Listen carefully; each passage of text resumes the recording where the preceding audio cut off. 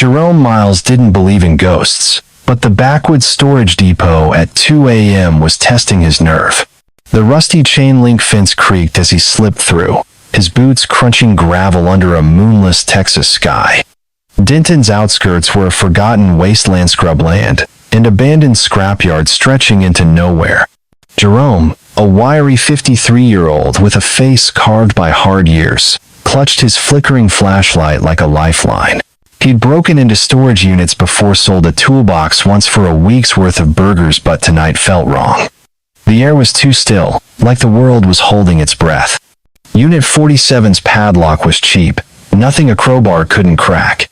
The roll-up door groaned open, and Jerome's light swept inside. His heart stopped.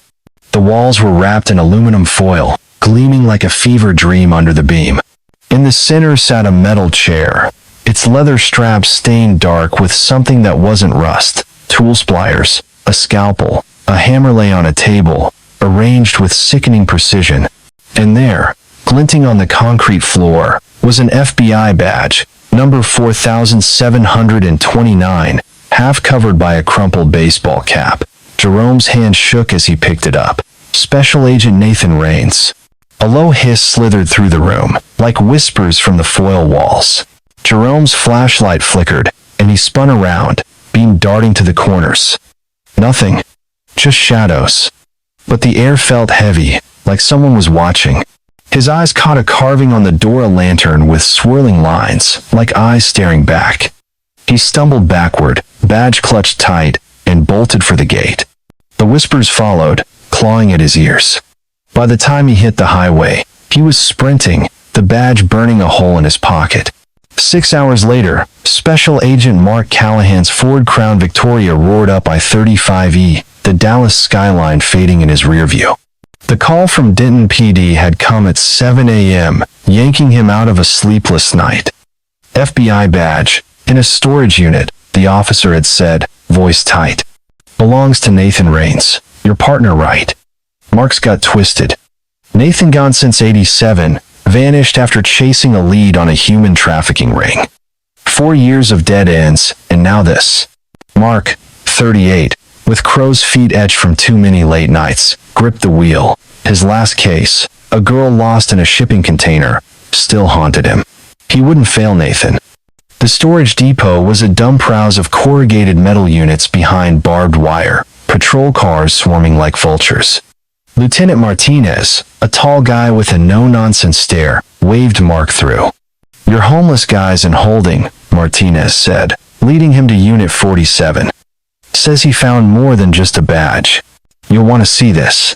The roll-up door was open, revealing the foil-lined nightmare. Mark's breath caught. The chair's straps were frayed, stained with blood long dried.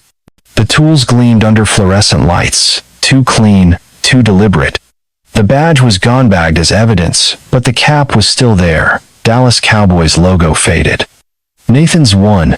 Mark's fingers brushed the carving on the door, the lantern's eerie swirls sending a chill down his spine. "Jerome say anything useful?" Mark asked, voice low. Martinez snorted. "Says the walls were whispering. Thinks the place is cursed. You buying that?" Mark didn't answer. He crouched, spotting a scrap of paper under the chair. He pulled it out, a torn note, handwriting shaky. The light never fades. His pulse quickened. "Get this to forensics," he told Martinez, pocketing a photo of the carving. Jerome's voice echoed from the holding cell tape. "I ain't crazy, man. That room, it's alive. Something evil's in there, I swear." Mark's jaw tightened. "If this is a game, Jerome, you're done. But if it's real, what else did you see?" Jerome's eyes were wild. "That lantern thing on the door? I've seen it before. On a van. Late at night. Near the old vineyard. People coming and going, women. Kids. Scared ones." Mark's blood ran cold. He stepped back into Unit 47, the foil walls glaring like 1,000 eyes. Under the chair, hidden in a crack, he found Edith's small leather notebook, its edges worn. He flipped it open. Pages of coded symbols, unreadable, except for one line in red ink, the order of the light. The flashlight in his hand sputtered, plunging the room into darkness. A raspy chuckle echoed, sourceless, from the walls. Mark drew his Glock, heart pounding, but the room was empty. The light flickered back on, the notebook still in his hand, its weight heavier than it should be. Who left this here and what the hell was Nathan chasing? Mark Callahan's boots echoed on the linoleum floor of the Dallas FBI field office, the hum of fluorescent lights grating on his nerves. It was 10 a.m., and the coded notebook from Unit 47 lay open on his desk, its cryptic symbols mocking him. Nathan Raines had been chasing the Crossroads Network, a human trafficking ring, before he vanished in '87. But the red-inked words, the order of the light hinted at something darker, something that made Mark's skin crawl. He sipped burnt coffee, the bitter taste matching his mood. 4 years ago, he'd lost a girl in a shipping container, her screams still echoing in his nightmares. He wouldn't lose Nathan too. A file from archives confirmed the storage unit belonged to Clint Haraway, a Denton bigshot who owned half the county's real estate. Philanthropist, my ass, Mark muttered, grabbing his keys. His pager buzzed Agent Patricia Chin, his colleague, texting, "Don't dig too deep, Callahan, Brass is watching." Mark frowned. Patricia was sharp, but her message felt off, like a warning he couldn't place. He shoved the notebook in his jacket and hit the road. Haraway's mansion in Denton Hills was a Texas dream, white columns, manicured lawns, a 3-car garage, screaming old money. Mark parked his Crown Vic, the engine ticking as it cooled. Clint answered the door, a silver-haired man in his 50s, all smiles and polished charm. "Agent Callahan, come in," he said, voice smooth as whiskey. The foyer gleamed with hardwood and chandeliers, but Mark's eyes locked on the desk in Clint's office. Dozens of photos, women, kids, mostly Hispanic or Asian, their faces tight with fear lined the mahogany surface like trophies. "Nice place," Mark said, his tone flat. "You own Unit 47 at Backwood Storage, right?" Clint nodded, flipping through a leather portfolio. "One of many properties. Rented to a Jonah Page, paid cash for 5 years, started '88. Quiet guy, kept to himself." He handed Mark a rental agreement, the paper crisp, too perfect. "I'm horrified something like that was on my land." "A torture room? My God." Mark studied Clint, the man's calm unnerving. Jonah Page describe him. "White, maybe 50, graying hair, nervous type," Clint said, shrugging. "People rent storage for all sorts, divorces, bankruptcies. I don't pry." Mark's gaze drifted to a photo on the desk. A group of kids stood outside a building labeled House of Renewed Light. In the background, faint but unmistakable, was the lantern symbol from the storage unit, carved into a wall. His pulse kicked up. "This orphanage," Mark said, tapping the frame. "You run it?" "Fund it," Clint corrected, his smile tightening. "We give kids a fresh start to orphans, immigrants. Tough lives, you know?" He leaned back, casual, but his eyes were cold, like a snake sizing up prey. "Those kids don't look happy," Mark pressed, voice hard. "Why's that?" Clint chuckled, a sound that didn't reach his face. "Cameras scare them. Where they're from, photos mean trouble, cops, deportation. I'm just a businessman, Agent. If there's evil in my storage unit, I want it gone as much as you." Mark wasn't buying it. He pocketed the rental agreement, his gut screaming Clint was hiding something. "I'll need all your rental records, today." "Of course," Clint said, too quick. "They're at my downtown office. I'll have them sent over. And oh." As Mark left, his pager buzzed again. "Patricia, where are you?" "Call me." He ignored it, climbing into his car. The mansion loomed in his rear view, its windows like eyes watching him go. He was halfway to Denton PD when his radio crackled. A woman's voice, low and urgent. "Agent Callahan. Lena Torres, freelance reporter. I've got something on Haraway tape. Meet me at Rusty's bar, off Route 77. Come alone." Mark's grip tightened on the wheel. Rusty's was a dive, all neon and country music, a mile from the scrapyard. He pulled into the lot at dusk, the bar's sign flickering like a dying star. Lena sat in a corner booth, a petite woman in her 30s, clutching a cassette tape. Her eyes darted to the door. "Haraway's dirty," she whispered, sliding the tape across. This is him, talking about some ritual, the light. You need to. Glass exploded as an SUV smashed through the bar's window, tires screeching. Mark yanked Lena down, beer bottles shattering around them. The tape skidded under a table, and headlights blinded him as the vehicle roared closer. What the hell does Lena know, and who wants her dead?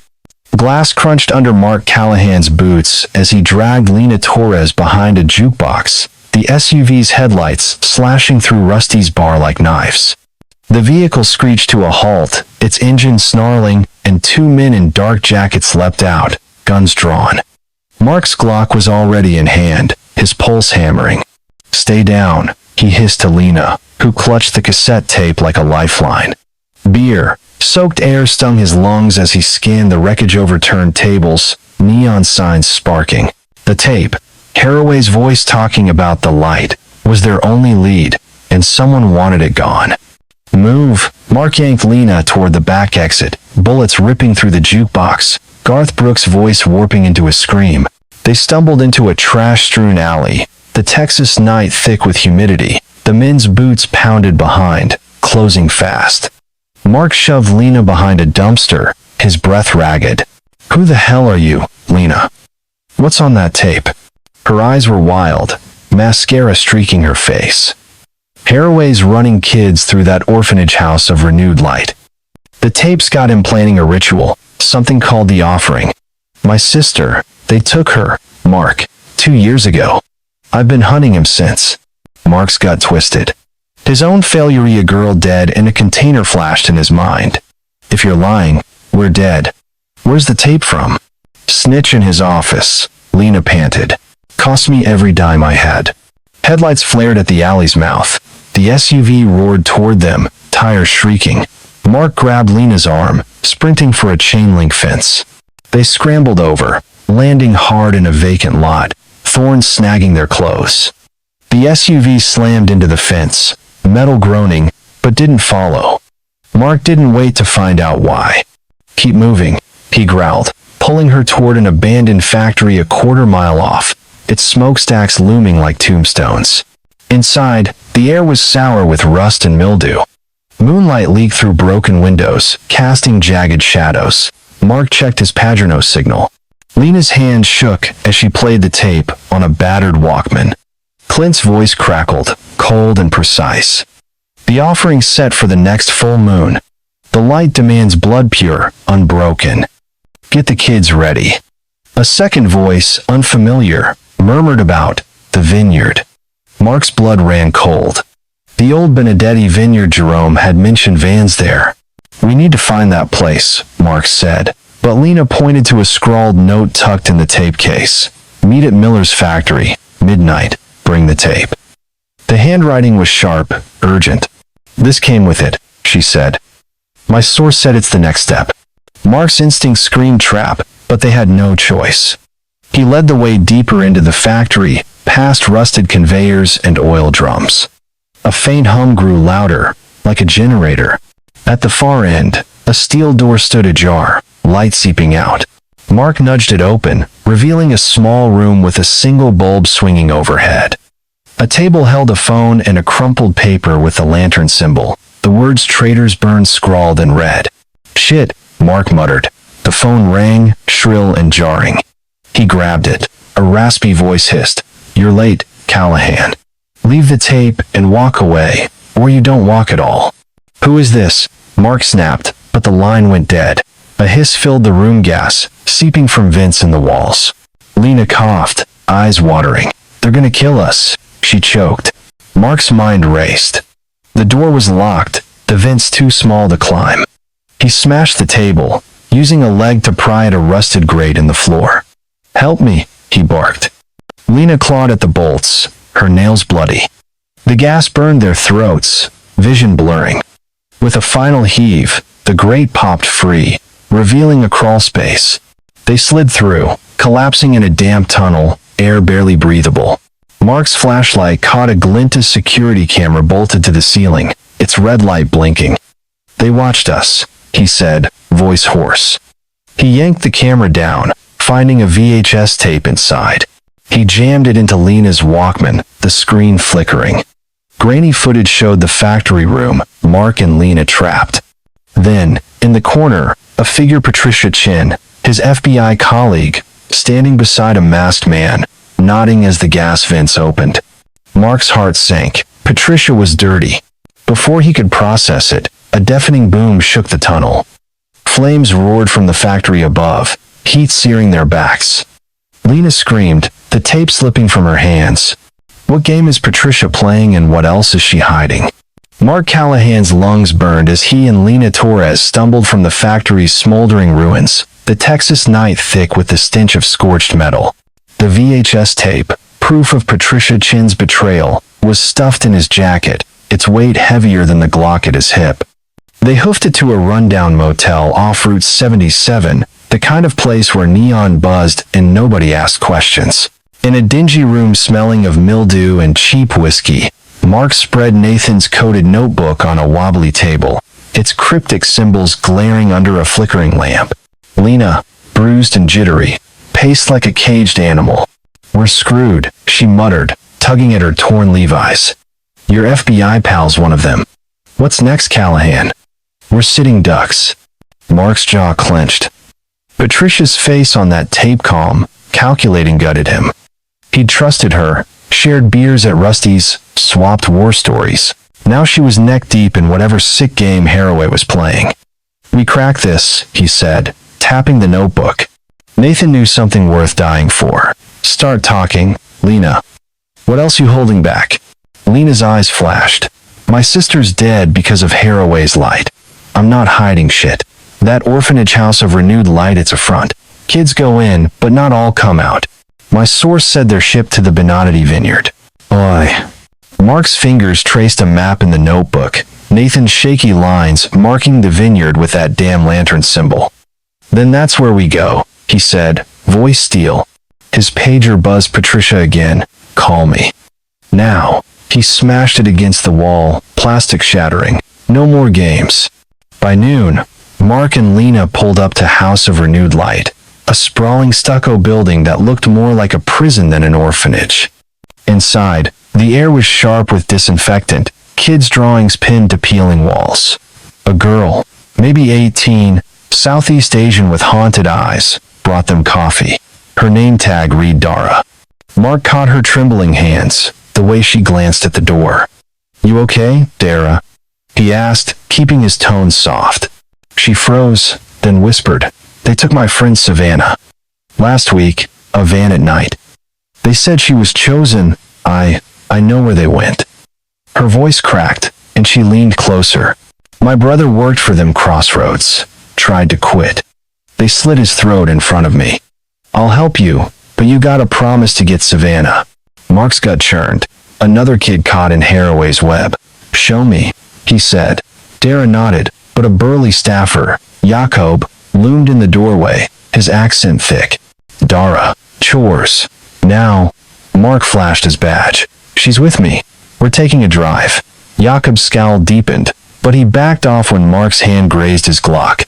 They piled into the Crown Vic Mark, Lena, Dara, and a grudging Jakob. Dara's directions led west, past Denton's suburbs into desolate farm roads, mesquite and dust stretching endless. Mark's radio crackled, patched to Denton PD for backup, then headlights flared in his rear view. A black SUV, the same kind from Rusty's, roared up, its grille kissing his bumper. Hold on. Mark floored it, tires screaming as the car fishtailed. Bullets pinged off the trunk. Lena ducked, cursing. Dara screamed, left here. Mark yanked the wheel, veering onto a dirt track, the SUV hot on their tail. Jakob, pale in the back seat, muttered, This is bad. Very bad. Mark's eyes narrowed. You know these bastards, don't you, Jakob? Spill it. They pay me to look away. Jakob stammered. Kids, vans, I don't ask. Please, I just need the money. Mark's knuckles whitened. He swerved into a dried creek bed, kicking up dust, then gunned it toward a narrow bridge. The SUV misjudged, slamming into a guardrail, metal screeching as it flipped. Mark didn't stop, heart pounding. They reached the Benodity Vineyard at dusk, dead grapevines twisting like skeletal fingers. A rusted gate led to a crumbling estate, the air heavy with rot. Dara pointed to a cellar door, half hidden by weeds. "Down there," she whispered. Mark pried it open, revealing stone steps descending into darkness. His flashlight caught glints of carved lanterns on the walls, their swirls pulsing like living things. At the bottom, a leather-bound book sat on a stone slab, its cover reeking of blood. Mark opened it, finding Nathan's name scrawled in red, the betrayer, chosen for the light. The air grew colder, a low chant rising from nowhere, like voices trapped in the walls. Lena gasped, clutching the VHS tape. Mark's hand tightened on his gun. Is Nathan a victim or did he sell his soul to the light? The Benedetti Vineyard cellar reeked of death, the air thick with damp rot and something sharper, like blood-soaked earth. Mark Callahan's flashlight carved through the gloom, its beam dancing over lantern carvings that seemed to writhe on the stone walls. The leather-bound book, its pages branding Nathan as the betrayer, burned in his grip. Lena Torres clung to the VHS tape, her breath ragged, while Dara's eyes, wide with terror, darted to the shadows. Jakob, the orphanage stooge, trailed behind, muttering prayers in a language Mark didn't catch. The chanting low, guttural, like a hymn from hell grew louder, seeping from the darkness. Mark's boots hit concrete as the tunnel opened into a cavernous chamber. His light caught a metal rack against the far wall, and there, chained like a broken doll, was Nathan Raines. His skeletal frame, matted hair, and scarred skin barely resembled the partner Mark remembered. Burn marks crisscrossed his arms. 3 fingers were gone, his left ear a ragged stump. "Nathan," Mark choked, holstering his Glock to rush forward. Nathan's eyes, hollow but sharp, flickered with recognition. "Mark, you shouldn't be here," he rasped, voice shredded. "They'll kill you too." "Who?" Mark demanded, fumbling with the chains. "Haraway, the light?" Nathan's laugh was a dry sob. "I broke, Mark. Gave them everything, safe houses, agents' names, even lied to save my skin. Got a man killed. I'm no hero." Mark's stomach lurched, but he shoved the betrayal aside. "We're getting you out." He turned to Lena. "Check the room. Dara, stay with Jakob." Lena's flashlight swept the chamber, landing on a locked door. She pried it open, revealing a cramped cell. 15 women and children, eyes sunken, huddled inside, their clothes filthy rags. The stench waste, fear, despair hit like a fist. Dara gasped, spotting her friend Savannah, a frail 16-year-old, among them. "She's alive," Dara cried, rushing to her. Jakob's face paled. "We must go. Now. They're coming." Too late. Footsteps echoed from the tunnel, deliberate and heavy. 5 figures emerged, cloaked in black, faces hidden by crude masks carved with lantern symbols. Leading them was Clint Haraway, his polished charm replaced by a zealot's fevered grin. A ceremonial dagger, its blade etched with swirls, gleamed in his hand. "You're persistent, Callahan," he said, voice dripping venom. "The light demands sacrifice. Blood fuels its power eternal, unbroken. These souls," he gestured to the prisoners, "are its offering." Mark drew his Glock, shielding Dara and Savannah. "You're done, Haraway. Drop the knife, or I drop you." Clint laughed, a sound like breaking glass. "The lights burned for centuries before this pissant country was born. You can't stop it." His men raised guns, but Mark was faster. He fired, 2 shots cracking through the chamber. One masked man crumpled, blood pooling. Chaos erupted. Lena tackled a second man, her switchblade flashing. Jakob, trembling, swung a pipe, cracking a skull. Dara dragged Savannah behind a crate as bullets sparked off stone. Mark dove for cover, his shoulder grazing a jagged wall. Clint lunged, dagger slashing. Mark rolled, firing again.